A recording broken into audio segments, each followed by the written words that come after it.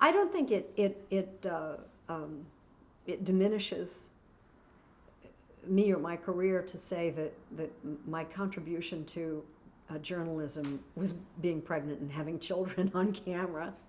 I mean, I didn't invite them into the labor room, though there were women working in television who did, who, were pregnant and then, delivered, and then there's the camera, and, I didn't quite go that far.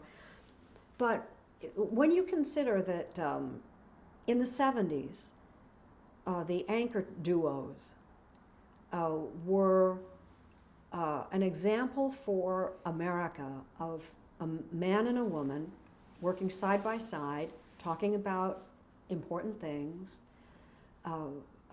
in apparent equality, was a metaphor for what was happening in America in the workplace, as women of my generation took for granted that we'd leave college and get jobs, and took for granted salaries that should be equal, but at that point certainly were not.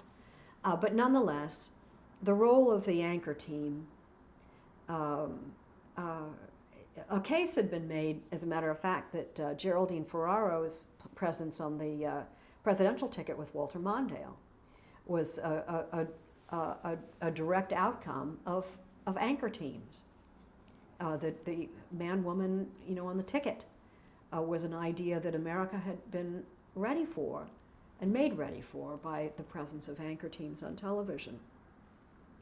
Then when the morning television baby boom gets started in the 80s, Joan London and I, just by biology and by our ubiquity on morning television,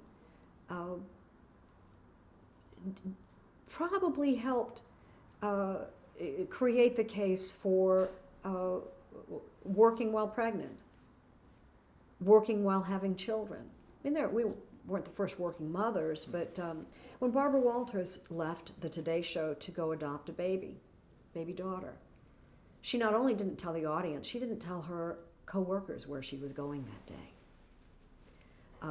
Women didn't put pictures of their children, in the office. Even though I never talked about my children, showed them or anything, it seems to have underscored my authenticity as a real mother. And if I looked bad someday, oh, she must have been up with the kids.